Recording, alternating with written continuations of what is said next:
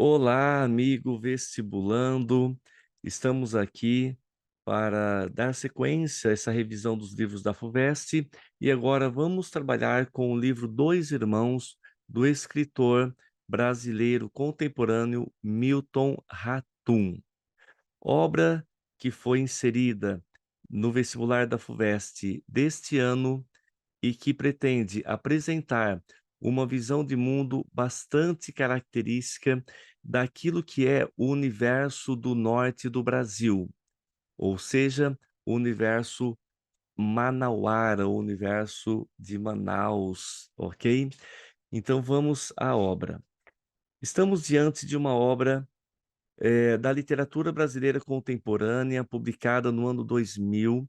É um romance psicológico que apresenta um drama familiar a partir do nascimento de 2 filhos de uma família. Esses filhos são gêmeos, Yacoub e Omar. E a partir de então, a vida da família se transformou dia a dia, as tensões, os conflitos se tornaram muito mais frequentes e incidentes. O narrador é um narrador testemunha, cujo nome é Nael, mas ele aparece, lá pelo capítulo 8, se eu não me engano, né, lá para mais do que a metade do livro. Esse Nael, conta a história da família, mas ele também vai contar a história de si, né. Essa é uma questão que ele vai trabalhar com muito cuidado.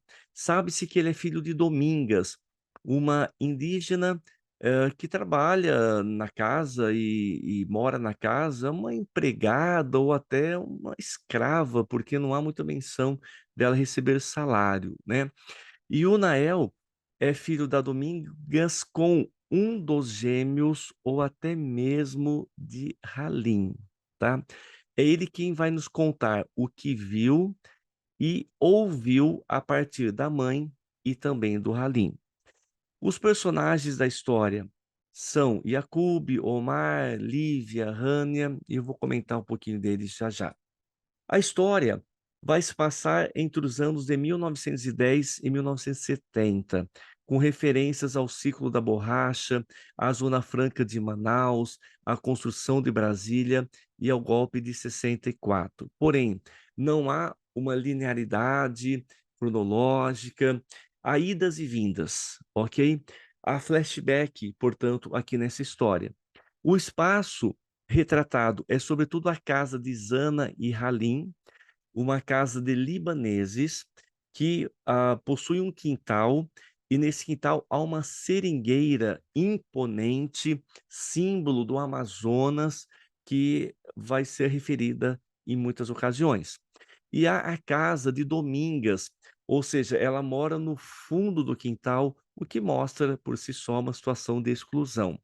Há também referências à cidade de Manaus, à cidade flutuante, ao Rio Negro, ao centro e também a São Paulo, quando Yacoub vem para São Paulo, e há referências ao cosmopolitismo e ao progresso típico de São Paulo. O livro apresenta uma linguagem variada, em que ele retrata diferentes grupos étnicos, né, e também profissionais, então há expressões em árabe, tupi e outras línguas, além de muitas referências à fauna e flora locais. É uma linguagem fragmentada, em que as coisas vão sendo contadas como se fosse uma colcha de retalhos, aos pedaços, ok? De tal maneira que há uma certa dificuldade de encaixar, né, os pedaços certinho, para se ter uma compreensão completa aí da obra, tá. E há muitas ocasiões em que a linguagem refere-se a ela mesma, ou seja, é a metalinguagem. A história é antecedida por uma epígrafe, que é uma citação de Carlos Drummond de Andrade, e também por um prólogo. E tanto a epígrafe quanto o prólogo antecipam o que vai ser o final da história, né. A casa imponente de Halim vai ser desfeita, os moradores vão ter que sair de lá, e a dor maior será de Zana, porque a casa havia havia sido morada pelo pai dela e por ela quando ela era criança, e é nessa casa que ela passou toda a fase da vida, desde o casamento com Halim ao nascimento dos filhos. Então, o que nós podemos mencionar nessa história é o seguinte: ah, em primeiro lugar, uma paixão avassaladora de Halim por Zana. Ele é obcecado pela esposa e essa obsessão começa a descambar em frustração quando os filhos nascem, tá.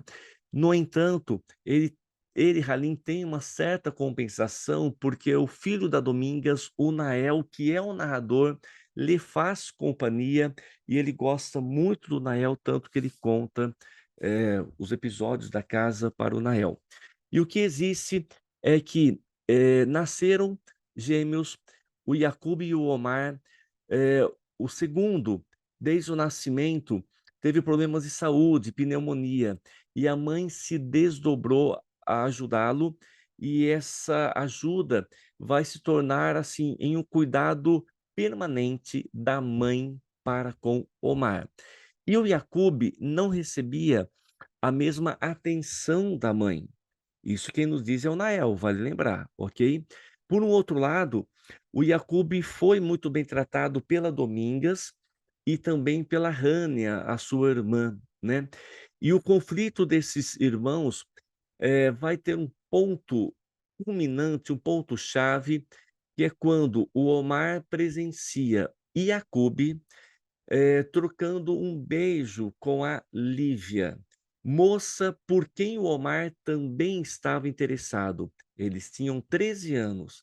E a partir disso, o Omar vai quebrar uma garrafa na cara de Yacoub, fazendo uma cicatriz em que é necessário dar 13 pontos e estabelece-se ali uma rivalidade que vai perdurar por toda a obra.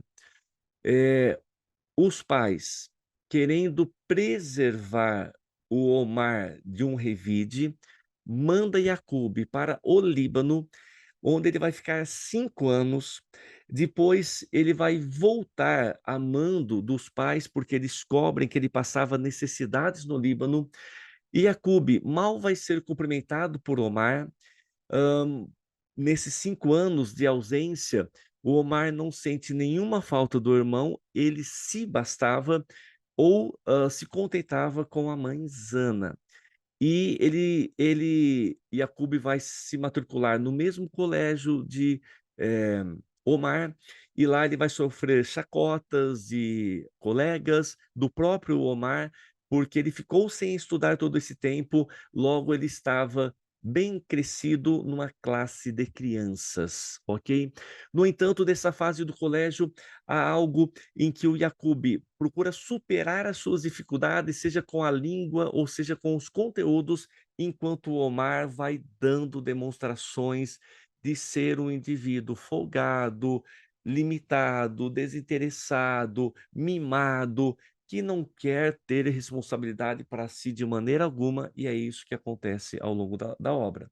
O Yacoub, em contrapartida, vai ter grande destaque em matemática, chegando a comunicar aos pais que viria para São Paulo, e assim acontece, ele vem para São Paulo, ingressa na Escola Politécnica da USP, faz engenharia, casa-se em São Paulo e desenvolve uma vida bem abastada, né, uma vida independente, para sermos mais claros. E a noiva, né, a esposa, de Yacoub, quem é? É um mistério, assim como muitas passagens são misteriosas nesse livro, mas nesse caso vamos ficar sabendo que a esposa é nada mais, nada menos do que Lívia, né. Para desgosto da mãe que super protegia os filhos, dando destaque maior para o Omar. E é exatamente essa, eh, contrapartida. Yacoub em São Paulo tá bem, Omar, em Manaus, apronta a cada dia. Chega bêbado, dorme na rede, vomita em cima de si, e lá vai a Zana, lá vai a Domingas para limpar o menino e e colocá-lo para dormir, e dia seguinte a mesma coisa. Ele só dificulta um que seria uma boa convivência familiar. Para grande frustração de Halim, porque Omar exige demais atenção da esposa, ficando menos tempo para o Halim poder usufruir dela e namorar como ele gostava bastante, né. O fato é que Omar vai se envolver com uma moça, vai levá-la para casa, vai ter uma relação amorosa com a moça, vai dormir no sofá, hã, vai amanhecer o dia, eles vão estar nus. Halim vê, manda a moça embora, bate em a bate em Omar e o prende em uma corrente atrelado ao cofre, para desespero de Zana, e Halim some por alguns dias, ok? E eh, essas paixões de Omar vão ser muito rejeitadas pela mãe. Então ele primeiro leva essa mulher, depois ele vai, se interessar por uma Dália, por uma moça chamada Dália, depois por uma moça chamada Palmulato, uma dançarina, que a mãe vai ficar, assim, desacorçoada. Assim como a Rania, quando tinha 15 anos, gostou de um rapaz, mas a mãe proibiu pelo fato do rapaz ser pobre, né. E ao longo da história, o Omar, vai, assim, aprontar o tempo todo, como quando o pai resolve enviá-lo para São Paulo, uma vez que Yacoub se virou em São Paulo e cresceu, né, progrediu, ele acreditava que o Omar também passaria por uma transformação. Só que o Omar vai seduzir a empregada de Yacoub, vai entrar na casa no final de semana em que Yacoub não está, e faz uma devassa, rouba passaporte, rouba dinheiro, rouba roupas, rasga fotos dos porta-retratos em que estão o Yacoub e também a Lívia, escreve palavras ofensivas e vai para os Estados Unidos. Fica lá alguns anos. Ao retornar, ele volta com o tal Wickham, dizendo que era um gerente de banco, que agora Omar, havia, se tornado um executivo de um banco, mas a Zana vai descobrir que não. Esse Wickham era um contrabandista, ou seja, o Omar estava se metendo em um meio, assim, bastante complicado e ilegal, né. Numa outra ocasião, ele vai aparecer com o tal de Roshiran, empreendedor indiano, e se apresenta como sócio desse empreendedor, mas na verdade quem estava por trás era Yacoub. E quando, Omar descobre isso, vai destruir projetos para a construção de um hotel em Manaus, e além de destruir esses projetos feitos por Yacoub, Omar vai, atacar o irmão, deixando-o desfigurado. O irmão vai ser levado para o hospital com a ajuda de Domingas e também da mãe Zana, e lá no hospital, Omar também tenta invadir e executar o Yacoub, que tem que sair fugido lá do hospital de Manaus, voltando a São Paulo. Veja quanta peripécia, quanta aventura. O fato é que o Omar abandona a casa, vai se unir com a Palmulato para desespero da mãe, que chama o Nael, chama, um ajudante, Adamora, ou a Perna de Sapo, que vai procurar também o Omar, e aí descobre que esse Omar estava morando com essa Palmulato, e nesse meio tempo, o Omar volta para casa, e ele volta para casa e vai se tornar jardineiro. Numa certa ocasião, ele abraça a seringueira, descobre que ele está com gonorreia, e nesse meio tempo o pai vem a falecer. Omar maldiz o pai, ofende o pai depois de morto, aumentando ainda mais a angústia de Zana. A Domingas, que é a mãe de Nael, empregada da casa, solícita por todos os motivos, também vem a falecer, e o Omar vai ser acusado e vai ser perseguido pela polícia, vai para a cadeia, passa quase 3 anos na cadeia, consegue sair um pouco antes, graças ao suborno que a Rania vai fazer para liberar o irmãozinho, e a Zana vai falecer nesse meio tempo, de tal maneira que não resta mais nada a Omar. A casa vai ser exigida por Roxirã em troca da dívida que Omar havia contraído com ele, uma vez que destruiu os projetos. A casa vai ser entregue ao Roxirã, deixando apenas o fundo da casa para o Nael, já que ele morava lá no quartinho dos fundos. Haverá a divisão da casa, na qual o Roxirã vai fazer uma grande loja, um grande negócio na casa, e ao fundo da casa, Nael vai ter a sua casinha e vai ter também a seringueira. E por fim, aparece o Omar numa noite chuvosa, como se tivesse algo importante para dizer. E Nael, na expectativa, imaginava que Omar talvez declararia que era seu pai. Porém, Omar simplesmente olha fixamente para Nael. Ele está desgrenhado, está sujo, está barbudo, está cabeludo, mas não diz nada. É o silêncio que prevalece. Ele vira as costas e vai embora. E este acaba sendo mais um dos mistérios irresolvíveis aqui nessa história. Afinal, quem é o pai de Nael? Pergunta sem resposta. Quem é o correto da história? Yacube, que fez a sua vida, mas guardou rancor e se vingou do irmão até colocá-lo na cadeia?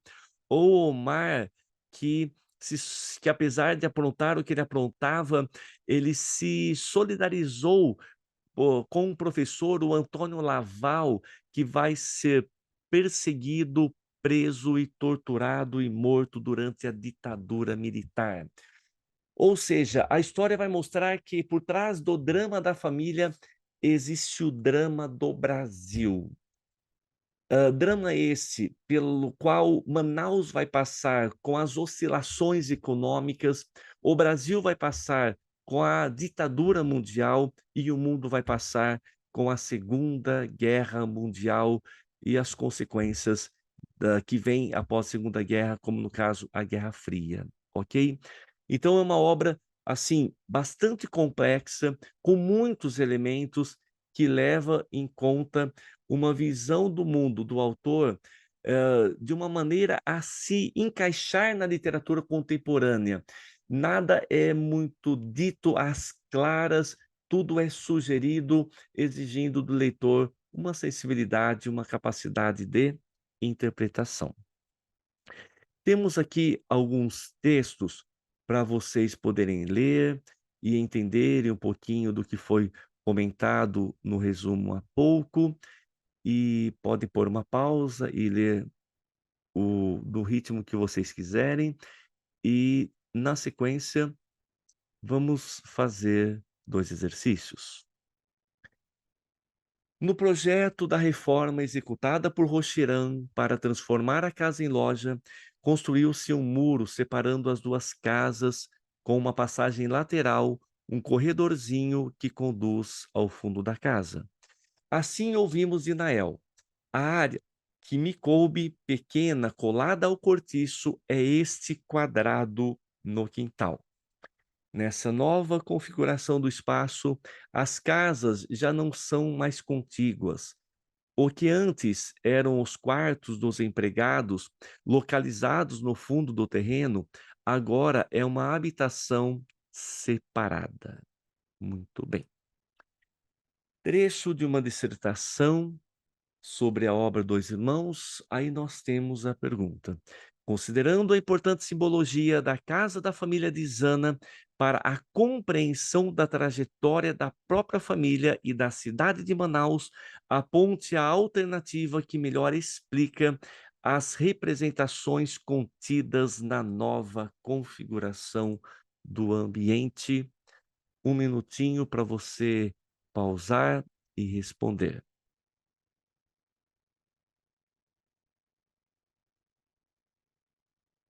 Ou seja, a alternativa correta é a letra A.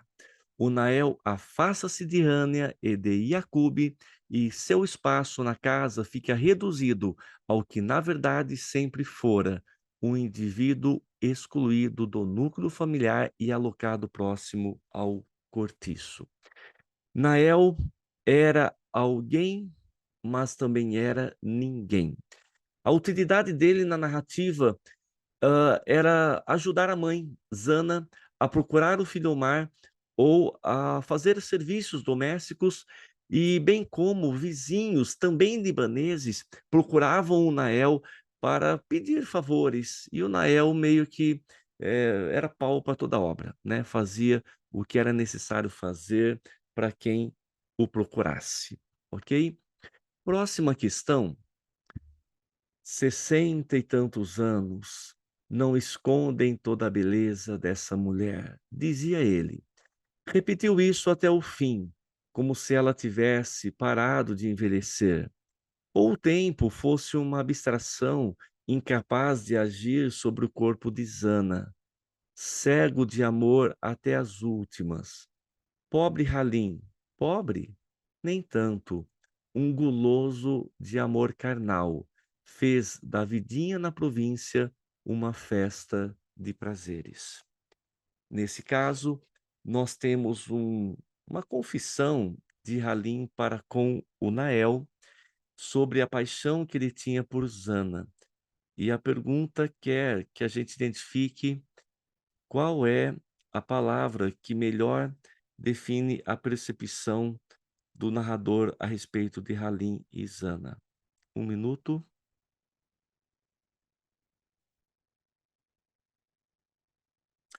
Alternativa correta, letra E. É uma admiração, já que mostra uma confiança de Halim em Nael. Sobre esse texto, vale a gente lembrar ainda na obra que a questão amorosa, ela é ambígua na história e também misteriosa. Há uma suspeita de que um dos gêmeos teria sido, melhor, que um dos gêmeos seria o pai de Nael. A história até revela que o Nael nos conta uma vez que a Domingas foi passear com ele e confessou que o Omar, irmão que costumava chegar bêbado em casa, uma vez entrou no seu quarto e a abusou. E sumiu ali do quarto, e só disse isso, né. Por um outro lado, eh, a Domingas tinha também uma grande afeição por Yacoube, e ela ajudou a criar o Yacoube, né. Então, pode ser que Nael também seja filho de Yacoube. Mas o que induz mais é que ele seria o filho do Omar pela cena final da história, como a gente comentou. Mas vale lembrar ainda o seguinte: a Rânia, irmã dos gêmeos, tinha também uma afeição muito forte por eles. Havia momentos em que Jacob chegava de viagem e ela se fechava com ele no quarto e ficava tempos e tempos, né. O narrador desconfia disso. Além disso, o Omar, que era muito brincalhão, diferente de Jacob, mais sério, ele costumava fazer graças, brincadeiras com a irmã, com a Rânia, e até tocando partes íntimas dela, e parece que ela sentia algum prazer, algum interesse, ok? No entanto, um fato é comprovado e dito no livro. Onael teve uma noite de amor com a Rânia. Ele era apaixonadíssimo por ela, pleiteava até casar-se com ela, mas a sua condição de excluído não possibilitava isso. O fato é que, se houve mesmo, como ele disse, essa relação com a Rânia, é uma relação incestuosa, uma vez que Nael ou seria sobrinho de Rânia, ou seria mesmo irmão de Rânia, ok? Então, o tema do incesto é um tema polêmico, fora do padrão da literatura, e está presente também nessa obra, ok?